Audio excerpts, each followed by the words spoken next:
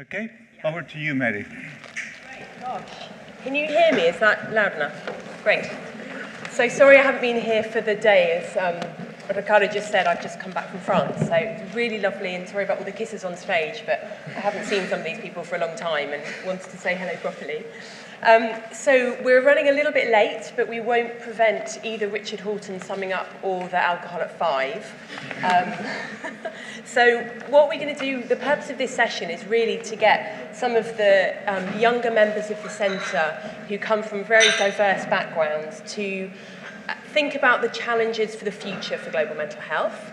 And we have our founding members here, our founding directors, who will hold fire and not speak until the end of the session when I'll ask them to respond to what they've heard on the stage today.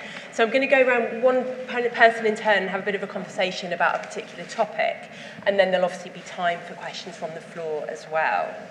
So we're going to start with Norha. Great. And I'm first ask you to introduce yourself and a little bit about where you come from, just really quickly. So I'm Norha Vera. I'm a PhD student at the Center for Global Mental Health. I'm just about to hand in, hopefully soon, and I did my research about recovery in Latin America. So I interviewed service users and carers to see what recovery meant to them. Fantastic, thank you. So thinking about the challenges for global mental health going forward, what do you think those major challenges are that you are going to have to deal with as the next generation? Yes. Well, I thought that I could best answer that question by presenting a real case example from one of the qualitative studies that I ran in Brazil. And so I brought my notes about one of the participants. She was a young woman living in Sao Paulo, and her early life, she was the only black person in her school. She was bullied because of this to an extent that she dropped out at the age of 14 and never really learned how to read or write properly. She was raped repeatedly by her older brother, who threatened to kill her if she told. At 16, she cared after her 3 younger siblings because her dad left and her mom had 2 jobs. And in this context, she was referred to mental health services because she seemed sad and anxious and overall just acting strange. These were great state-of-the-art mental health services, holistic, recovery-oriented, everything good. And at the time of the interview, she had been attending services for 5 years, on and off, because there was gang violence in her neighborhood. So for weeks at a time, no one could go in or out of the neighborhood. And in her own words, talking about services, which she was very positive about, she said, "It was very important to me. There I discovered what was wrong with me, that I had this disease, schizophrenia." At services, they helped her set life goals and encouraged her to make plans for the future. So she said to me that she was following all of doctor's orders, so one day she could be a teacher, get married, and have her own house. However, I knew that her family had declared her interdict because of her diagnosis in order to claim benefits. This means legally she can't sign any documents necessary for formal employment, civil marriage, or legal ownership.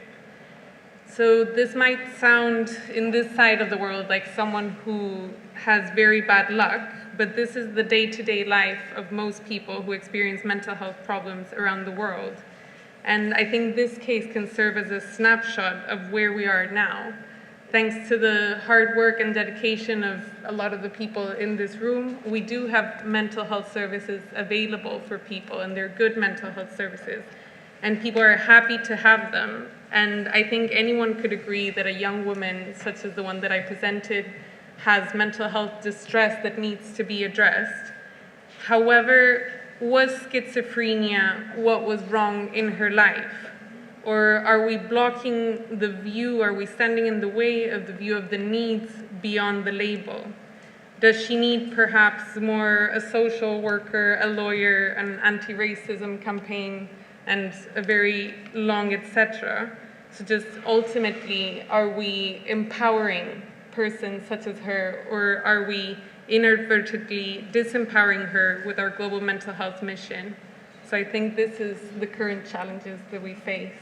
Thank you very much. A powerful story and huge challenges. Do you think that the field of global mental health can address some of those more social determinant type of issues? I definitely think so. I think we just have to broaden our view of what we understand as mental health, but I think that there are many projects that are happening right now. Some of the things have been presented today. Craig's presentation, I think, was very relevant to this, of how we are understanding that social determinants can't just be second in line of importance, but that these are imperative issues that need to be addressed. Mm-hmm. So, do you have an example of your favourite intervention that addresses the social determinants? Oh God. Maybe it's not a single intervention, a suite of complex interventions. I think that would be a very tricky question, especially since today we have seen so many things which are happening. But I will say a characteristic of interventions that I think are most effective, and they're the ones that have an active collaboration with service users and people with lived experience. I think this is key to really identify what are the needs of people who experience mental health problems, is that there's a true co-development of services. Thank you. And just as another reflection on what you said, something that we've been thinking about quite a lot at Wellcome is the idea of complex systems, and that in addition to individual interventions which target individuals, be that in a biological or a social way, you also think about the characteristics of the system in which they live in, and you try to adjust the system to make the system healthier. And that in comparison with kind of individual level interventions, I think might be a more powerful approach to test, and that's certainly a research direction that I think global mental health could look to. Certainly things like youth mental health, where the system seems sick. Great. Tessa, my old PhD student. How are you? Almost. Almost. Tell me where you are in your career now. So hi, thank you for having me. My name's Tessa. I did a master's in global mental health, and I then went on to do my PhD at the London School of Hygiene and Tropical Medicine on a project that was nested in the PRIME programme. So I had the privilege to go and work and learn from the PRIME India team out there. And I thankfully finished that at the end of last year. I'm now working with Craig Morgan as a postdoctoral research associate on the Intrepid programme. That's fantastic. And it's great to see someone going all the way through from MSc through to postdoc with us, so well done. So having had all those varied experiences, have they set you up to address what you think are the biggest challenges for the global mental health field? I think in many ways they have. I think the master's and the PhD training that I had really set me up with a range of different research skills, an overview of some of the key issues in global mental health, and I think most critically, building on Ricardo's point about the people, an incredible network of peers and mentors who I've learned a huge amount from. I think as I've gained an experience and had the opportunity to get a bit closer to some of what's happening on the ground, it has increasingly made me question the paradigm that sort of framed the research questions and the solutions that we focused on at the time when I was doing the master's. And so I think at the time we were very much thinking about the mission of the centre being to close the treatment gap, and seeing the central kind of mission of global mental health as being to scale up these kind of individual level interventions, which I think really shaped a lot of the work that many of us have gone on to do, whether that was through research or policy, advocacy, implementation, and so on. And I think now that the remit of global mental health is really broadening, and it's really encouraging to see the centre now sort of changing its mission from just closing the treatment gap to a much broader mission, I guess building on what Norha was saying, that encompasses more of a prevention angle and more of an empowerment angle. And I think it was great to see in the Lancet Commission them really recognising that actually while there is a moral imperative to provide good quality mental health care, that's not actually what necessarily makes the biggest impact on population mental health. So I think this has a big impact on how we think about how we train people. What are we building people's capacity to do? Is it to improve mental health services, or is it to improve population mental health? And I think there's a real need to, on the one hand, transform the services that people are currently receiving to a much more sort of person-centred, collaborative, rather than coercive model, in which case there's a need for much more sort of grounding in human rights law, in ethics beyond research ethics, in co-production, and in sort of practical tools such as the Quality Rights Initiative to really try and change the type of services that people who are currently receiving services get, which I think can sometimes be obscured by this drive to expand access and just reduce the treatment gap. But I guess, again, exactly as what Norha was saying, what I really saw from doing qualitative research on the ground was that if we're going to improve public mental health, then we really need to be thinking much more seriously about action on the social determinants. And it'd be great to be thinking about, which I think we are much more now perhaps than when I did the Masters, how do we equip the sort of future global mental health leaders to really respond to that call in the Lancet Psychiatry by Rochelle Burgess and others last week. How do we expand our understanding of what is a mental health initiative? How do we develop and evaluate interventions that actually target the social conditions that are so tied up with people's mental health? How do we build on community mobilization? And how do we evaluate the sort of more upstream determinants that I know Crick and others are doing a lot of work on now? So it'd be really great to see the centre kind of be at the forefront of broadening the remit of what we're doing and supporting junior researchers and other practitioners coming up to tackle those questions. Thank you. And do you think there are particular disciplines that the centre needs to integrate in to enable that challenge to be met? Yeah, I think Vikram touched on earlier the sort of the importance of the social sciences and bringing in more diverse perspectives from anthropology, from sociology, particularly from sort of critical service user movements that I think we could learn a lot from. And thinking about some of these aspects of law of human rights, of advocacy and so on, that addressing the issues that I guess some of these service user movements are really calling for us to put front and centre, rather than just focusing on expanding access. Yeah. Thank you, Tessa. Brilliant. Victor, so you're quite new into CGMH, but you've been around a long time, you're very young. You've been around the block in terms of what you've achieved for mental health with founding an NGO in Nigeria and now working with the United for Global Mental Health. Yeah. So what are your reflections of the kind of people that we should be training into global mental health research? I think you represent the very diverse kind of student that we want to attract to the Masters.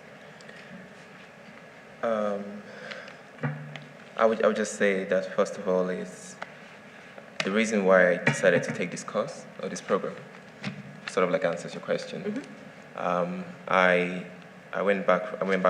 left, so I usually introduce myself as a retired or tired medical doctor.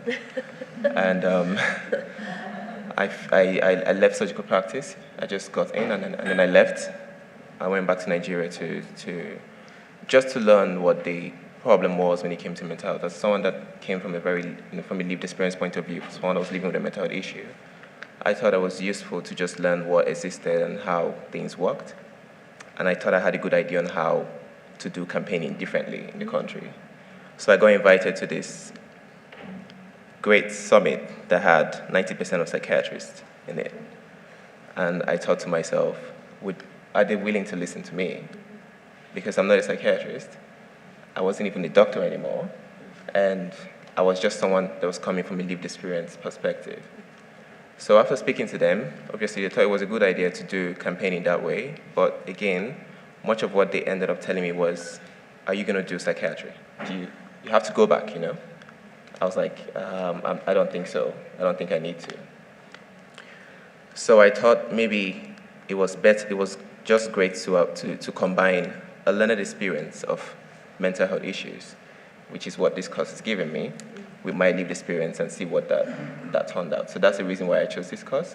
Now, there's so many people like me in so many low-income settings that have this same thought, but may not have the opportunity to go ahead and take it. Mm-hmm. So I would say that it could be interesting, it would be a great idea for the program if we start looking at how to take this model seems to have worked so far, to those places, or make it easier for them to access. Because looking at the master's program is a very expensive endeavor to take on.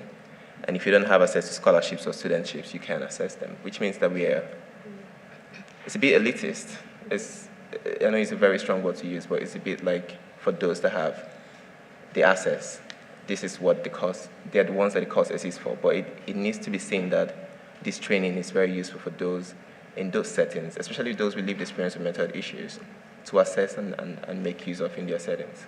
And do you have a suggestion for how we can make the MSc more available in low-resource settings? I would say that, obviously, for me, for someone like me, the first thing that comes into my head is the use of technology. Mm-hmm.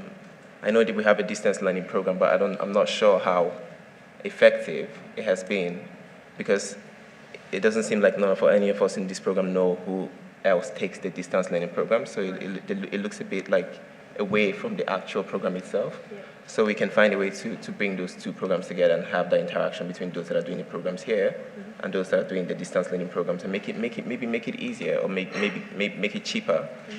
We can find a way to integrate this program into existing institutions in those settings, mm-hmm. and maybe run it together in such a way that students can take the same classes that we're taking here at the same time there, because the technology is there and they have access to the digital equipment to do that. Yeah. Great. So from all of your diverse experiences as a doctor, as a person with lived experience, as somebody who's an advocacy and policy lead for the Global for United, what are your reflections on the biggest challenge that the field faces going forward?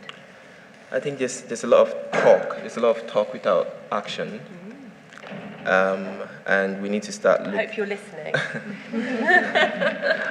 And we need to look beyond that. Uh-huh. And to do that, I really echo what Tessa said about diversity in those that come to take the course, and what you said about including people that are not within the mental health space to be doing this course. So we need to start thinking more about the interdisciplinary nature of global health. Yeah. Start having business people doing global mental health as a course, having geographers, just like people that are not meant to be, they're not thinking about mental health as something that they should do, or mental health research as something they should do. So start thinking about it, because it's going to add a very interesting perspective, or interesting way to look at mental health and how to look at interventions.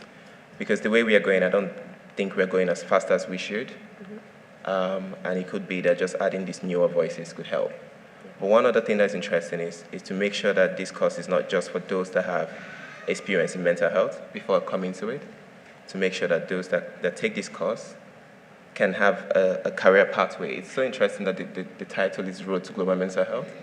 So we need to make sure there's a clearer road for those that take this global mental health program mm-hmm. to enter into a career that works for them without having to go back to what they were doing. So it's easier for someone like me who founds an NGO to go back to doing what I'm doing, mm-hmm. and my experience helps open up that path for me. But for most people that I know in my program, and past and present, it seems a bit difficult for them if they're not thinking about academia or research, or if they're not thinking about going back to their NGOs or thinking about programmatic work. Mm-hmm. So I don't know how, but I think the program needs to start thinking about being a bit more open.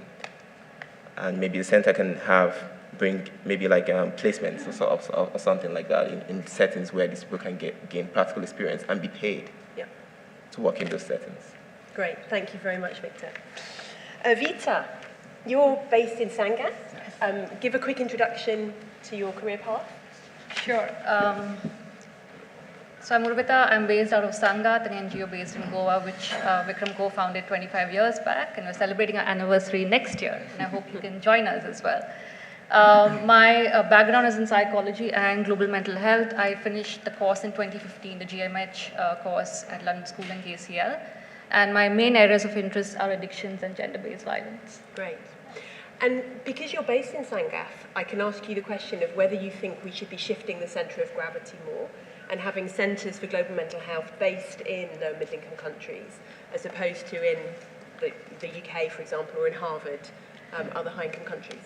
Sure. I think before I respond, I just want to say thank you, Ricardo. I feel very privileged to be over here because I owe a lot to the centre in terms of my own career growth.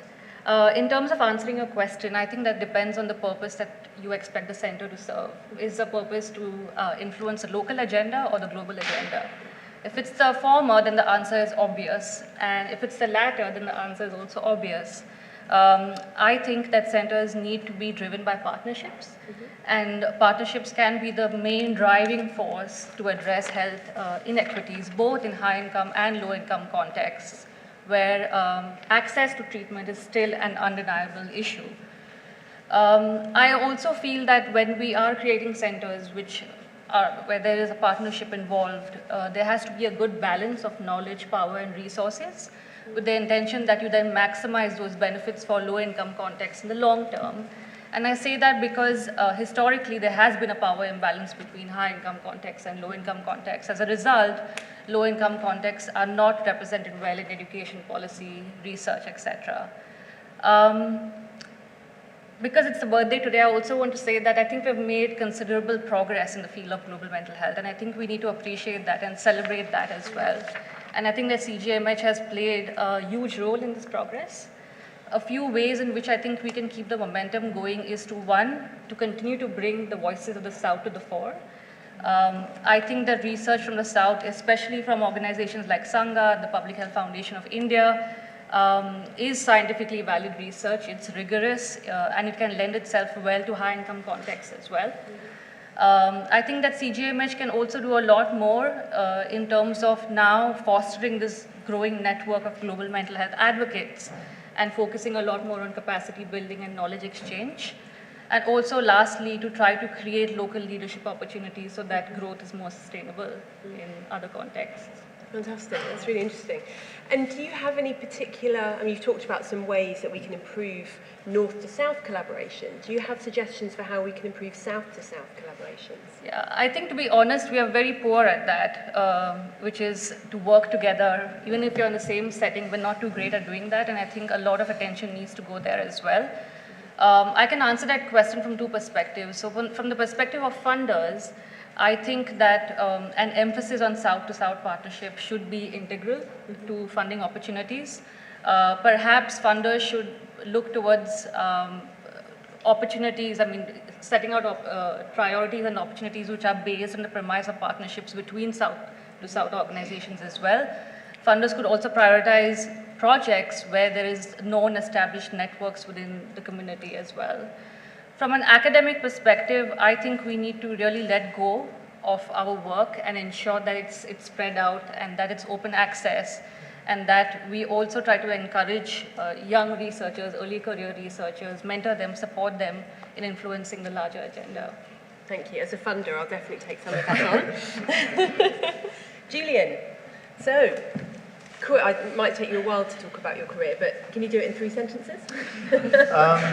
I started off as a psychiatrist in the UK, trained, but I knew I wanted to work in international development. And I went out to volunteer for 3 years and ended up staying for 15 in West Africa.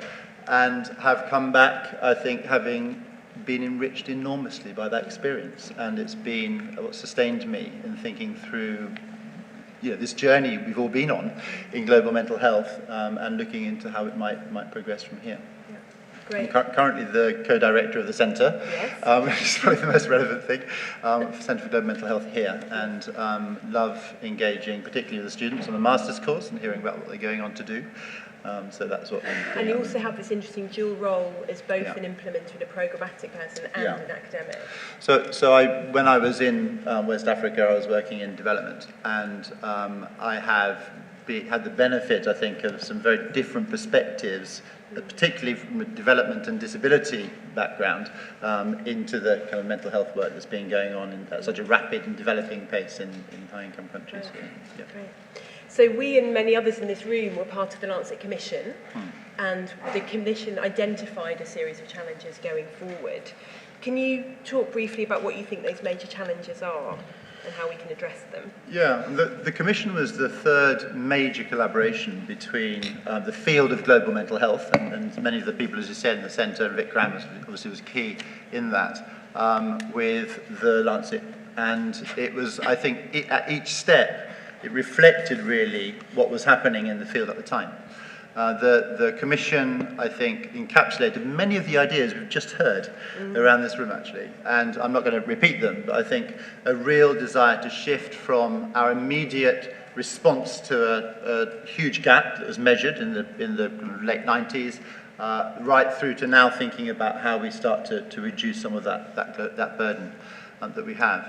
I think the important thing for me was that we went from a field that started thinking about the science and trying to work out what the scientific responses to some of these needs might be, to actually growing up a bit and realizing that people don't listen to scientists very much.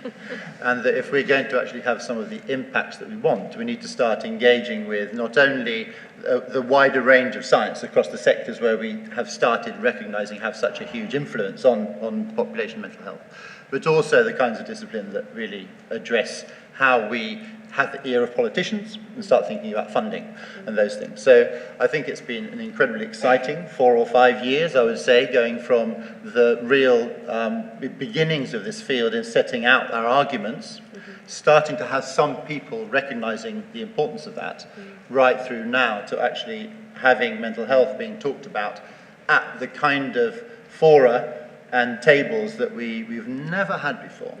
And that has been largely an exercise in collaboration, building networks and alliances to be able to take that through to impact on far more people's lives than we would just do with the kinds of small circles that we were initially working with.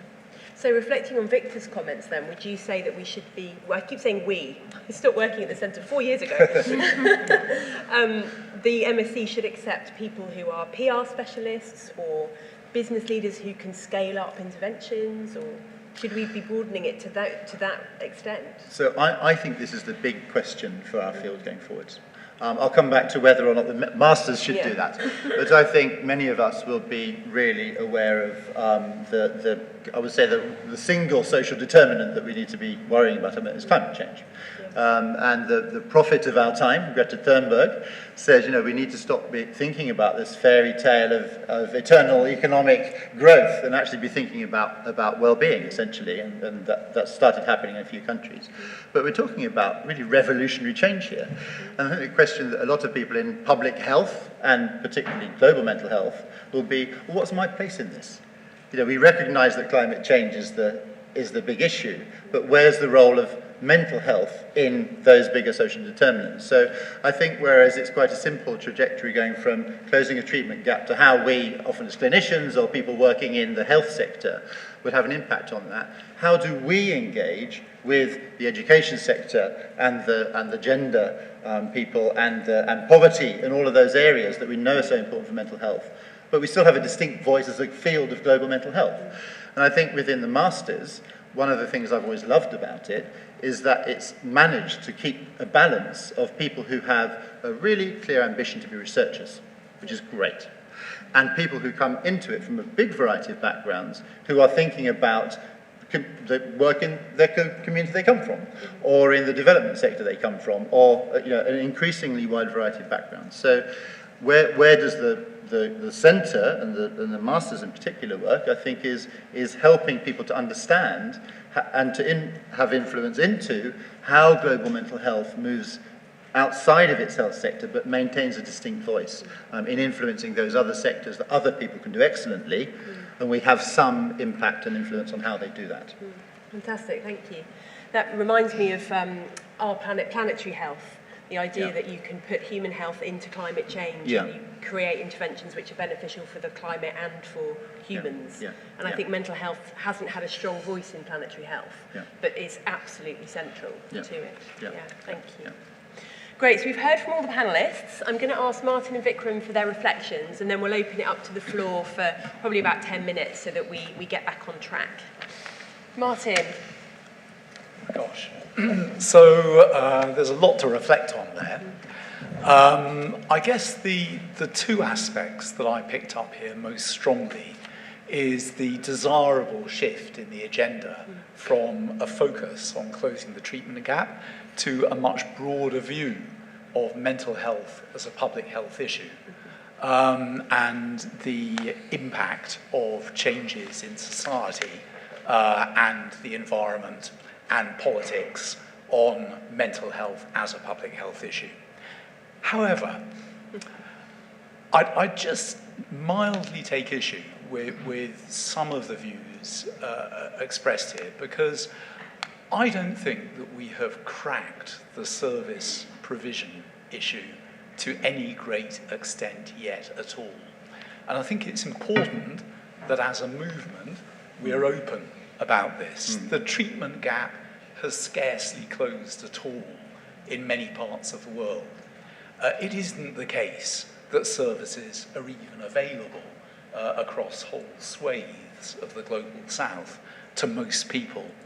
And if we're looking at universal health coverage, not only as an issue of, in principle, are these services available, but are services of high quality available, services that are safe, that are effective, that respect the person-centeredness, the rights of an individual, then we're very far from doing that. And although the evidence base has increased enormously with regard of what works, translating this into scaled-up services that are, again, accessible and affordable, there are very, very few examples of that, even in the settings where those trials showing these enormous effect sizes, as we saw from that systematic review, it simply hasn't been done. So I think there is a great need for a centre like the Centre for Global Mental Health, and any centres of mental health that are beginning to develop in countries that need technical advice and support, to actually get in there where the policy is being made and actually work with people, not only promoting and advocating, but actually technically designing how you deliver mental health care at scale, meeting all of the requirements for care that is safe, that is effective, that is ethical. But I think also the critical issue here, with my new role in global health in mind here, the Astana Declaration, what should services be? They shouldn't just be patient-centered, they shouldn't just be person-centered, they should be people-centered. So what does that mean? It means meeting every individual's need, recognizing that these are variable, but at the same time, a service that is truly accountable, that actually is governed by people, for people. And I think many of these gross failures of care that we've heard reported, the case that you talked about there, Norha, I think just wouldn't simply be possible under circumstances in which the voices of the people were truly represented in the way in which healthcare is delivered. So I think this is something that is hugely important across the delivery of healthcare in general, but I think it's probably particularly important for mental health care and for other types of care where there is such a lack of symmetry and power potentially between those at the moment who receive the care, who need the care, those who deliver the care, others in society. So that's the first thing I wanted to say. Very, very briefly, Victor, thank you again for your comments about the MSc and about the scope for such training to be made more accessible and the uses to which it be put. Again, I agree entirely, and I think we really need to think this through around what we're doing here. 240 people is fantastic, but nevertheless, there's a lot more out there who perhaps could really benefit from thinking about mental health as a public health issue for their country, in their society, in their region, and as a global issue as well. So certainly for our Global Health Institute, this is a big priority for us at the moment, to think through partnership, think through capacity building, find different ways to do it so that we can deliver this education at scale and in a much more sustainable way as well. So that's a dialogue we'd be very interested to have. Good result. So I have two reflections on what you said. The first is having, working in population health at Wellcome, I get to expose to all different types of health, not just mental health, which I've amazingly enjoyed. And there's a real feeling that I have, or reflection, that a lot of other scientific areas that are addressing particular health challenges have a much easier task of getting their interventions into policy and practice, because they're developing a vaccine or a new drug, and I'm not saying it's easy to get vaccine policy change, but it's a hell of a lot easier to get Gavi to approve your vaccine and because the financing models are in place, the policy making structures are in place. All you really need to do is to have enough evidence across countries that the vaccine works. For mental health, it's completely different. You've then got to deal with the entire health system and the complex political structures around that. And I think one thing I love about global mental health is that the field has never shied away from doing that. You haven't said, we've got a successful trial, you can scale up mental health in primary care, or you can put mental health into primary care. You've actually gone on and continued down the pathway of implementation and policy, and I think that's why it's so hard, but I think it also makes the field really special, actually. And my second reflection is the complementarity of the two approaches. So the treatment gap, need to provide services for people who need treatment, but also reducing the number of people who need treatment by addressing the social determinants of health. And I wonder whether, the complementarity of the two means that there's no reason to choose between the two. Yeah. Vikram. What, just reflect? This is the first time in my career that I Okay, so the first thing I wanted to say was what a fabulous day it's been. And I think as a field as young as ours, matures into adolescence, I'm delighted to hear the risk-taking that I'm hearing here, because it is time to take risks. It is time to step outside the comfort zone. And I think in many ways, the earlier focus on the treatment gap, and I won't repeat it, I agree with everything that's been said here. It is time to review this. At the same time, to recognize we haven't even begun to touch it. But that doesn't mean we should remain only focused on that. I think it's important to remember that the language that we use was very heavily influenced by other areas of global health. This wasn't invented by the mental health field. The treatment gap was never a mental health invention. It started with HIV/AIDS. So, let's be honest, we were following other people in global health, and as others in global health have realized, it's not only access but quality, and we've heard a lot about that, that needs to be also paid attention to. I think in our field, in terms of quality, the single biggest issue for me that I look forward in my own work is two things. First of all, that when people talk of access to treatment, it's become very narrowly defined as medication and clinical. This was never the intention. It was never what was actually thought through when we talked about treatment, but somehow that's the only thing that's actually come to the surface, even though almost 90% of the evidence that we have is psychological and social interventions by community health workers. MHCAP has become drugs delivered by primary care doctors. And so I think we have to push back. This was never, in fact, what it is that global mental health stood for. And we've become attached with that image that people have. You go to a clinic, there's an MHCAP training, and the doctor gives you antidepressants that you take for 3 days.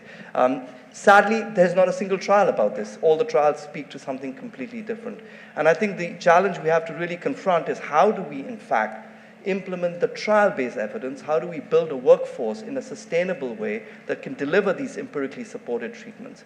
The second area, I think, is coercion. I think it's unforgivable that we continue to have a world in which people have to be coerced into care. If we want respect, if we really want to kill stigma and discrimination, I think it's going to require us to actually rethink how coercion exists in the mental health care system. I don't believe for a moment that stigma is only about people's attitudes. And I was interested, for example, that there's more stigma in the West than there is in the developing world. I think it's because actually there are more people coerced into care in the West in proportionate terms.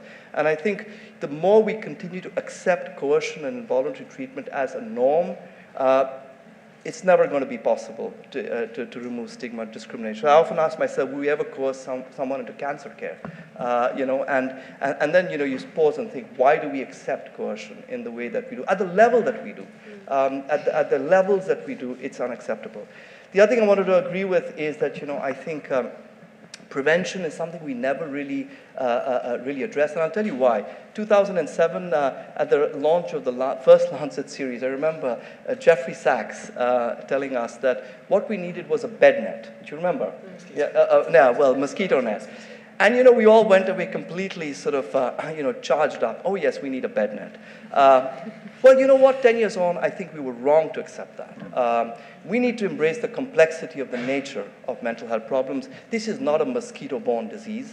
It's far more complex. And I think in blindly accepting that the rest of global health is a vaccine and a bed net, and therefore trying to find one, we've forgotten that actually we do know how to change the course of mental health by focusing on environments in the early phases of life, the first 2 decades.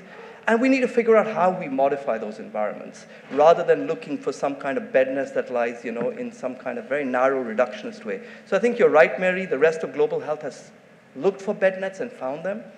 But I think we need to chart our own course, which recognizes the complex nature of the areas we work in, and recognize that we do have interventions that can address those. Yeah. Thank you.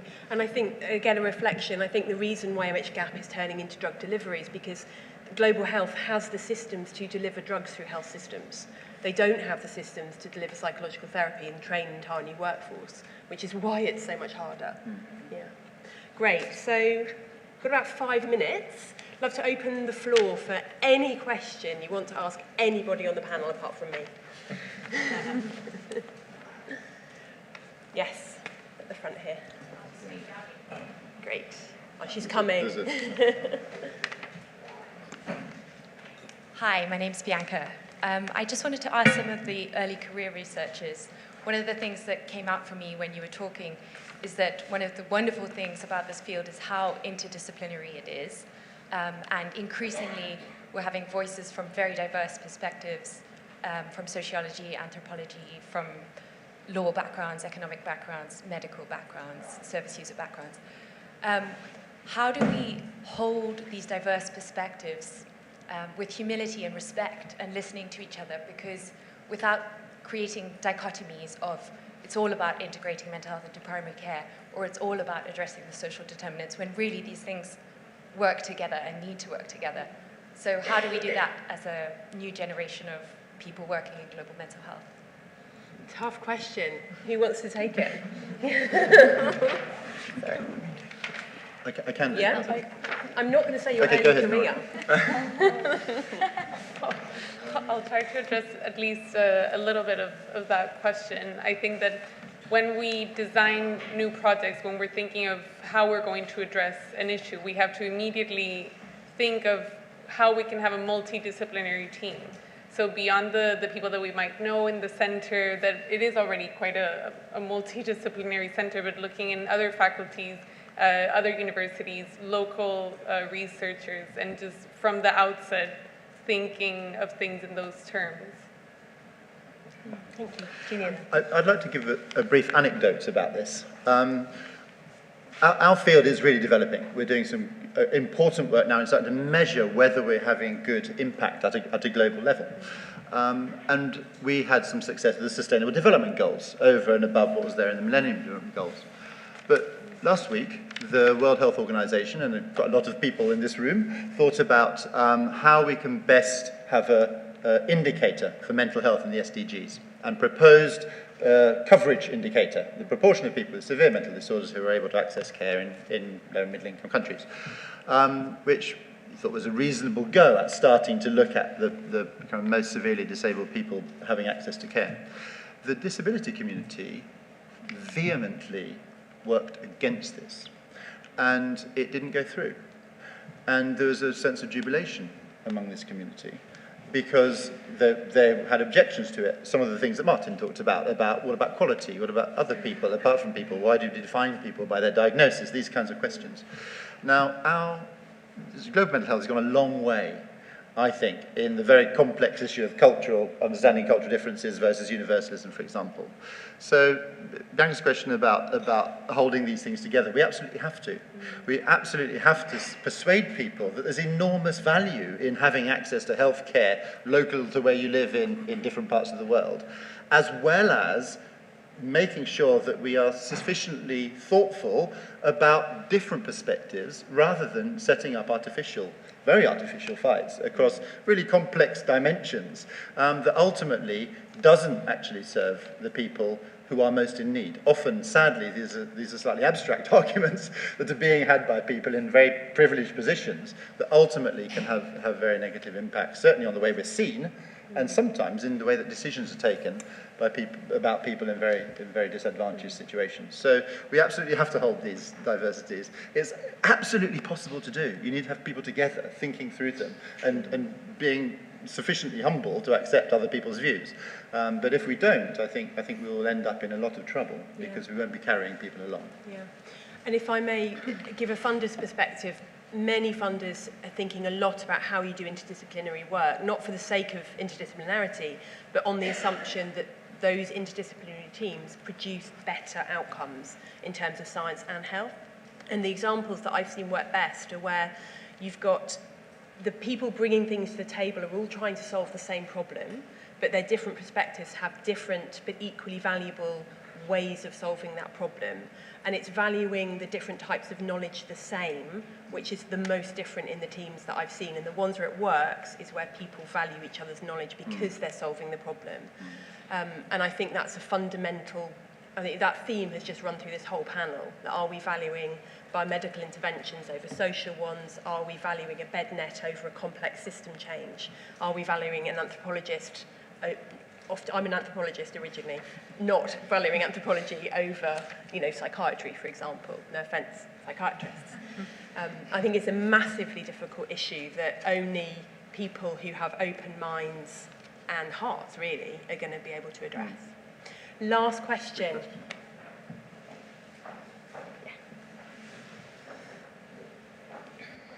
Hi, my name is Veronica. I'm a current MSc Global Mental Health student, and I just wanted to open the floor to other early career researchers on this panel to what Professor Vikram Patel said on how coercive treatment and the tension between working within systems or dismantling the system as a whole is like which do we do and how do we operate within these systems that some might say are inherently broken, and others might say there's some foundation to it, let's just build upon it.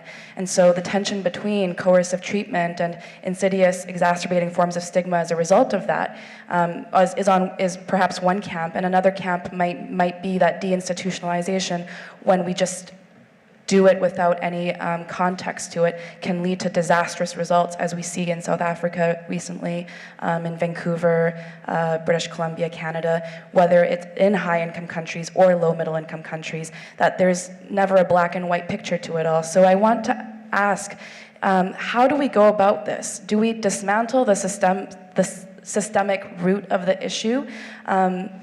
And how do we come to a consensus on that?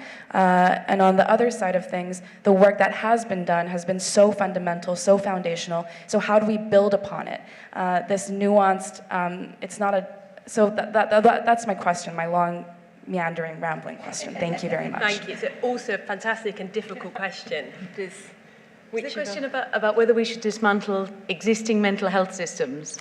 Well, in terms of, I guess, to narrow down the question, what do we do about the involuntary hospitalization that's so foundational to how we treat mental health currently, especially when it comes to really exacerbated forms of severe mental illness? For example, do we work within that system, or do we work with policy and law and ethics boards to actually question whether this is the solution that we should be building upon? I'm going to ask you for your answer in a minute. Because personally, some of the projects that I've been really inspired by recently are some of the quality rights projects that people like Sumitra Pathare have been doing in India, some great work in Ghana that have really showed that it is possible through co-production to sort of transform the ethos of some of these institutions, some of these sort of tertiary care places. But I think certainly what I saw when I was working in, when I was sort of observing this program that was happening in primary care in rural India, was that issues around whether people can make informed decisions and whether people are involved in choices around their care is not restricted to mental health. There's a real issue with people being given medications that they don't know what it's for. They don't know what their diagnosis is. They don't know what the pros and the cons are and the side effects, or what do you do about coming off medication once you've started it, et cetera, that are really sort of issues that cut across the health system, not just mental health. And obviously, you can't possibly just get rid of all of those systems. I think before we start, I think global mental health started off with quite a sort of vertical approach of focusing specifically on mental health just to get it on the agenda. And now it increasingly is on the agenda. I think we need to be thinking about how do you have this much more sort of rights-based biopsychosocial model across health systems in general, rather than just trying to integrate a sort of add-on mental health service into these systems. And personally, I think dismantling doesn't. You've got to build. You've got to reform, rather than, as you say, in South Africa, the consequences are catastrophic if you just take away what's there rather than trying to gradually improve. Right. I strongly feel that there's certainly an option to fight against the system, but if you really want to make sustainable change, you need to embed yourself within the system, make your voice so relevant and important that there is no choice but to come together and solve these problems. What's your answer? I think my answer, and I'm still grappling with this, but I'm inclined to think that we must work within systems in order to dismantle certain elements that are really oppressive and marginalizing some of the most vulnerable populations that suffer with mental ill health. And I think the way we do that is really what all of the perspectives from this panel were talking about in regards to critical voices, working with voices that have been instrumental in creating this field.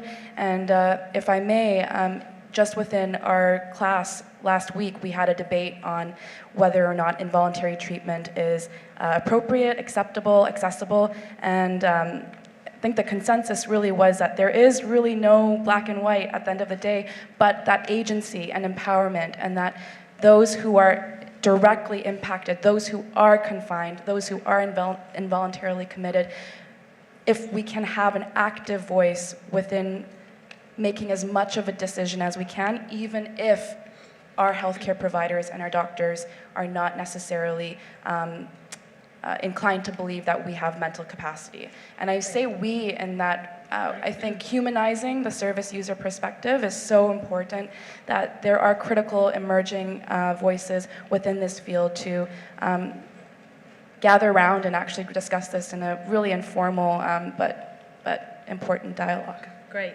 thank you very much. Right, I'd just like to say thank you first of all to Martin and Vikram for setting up the centre all those decades ago.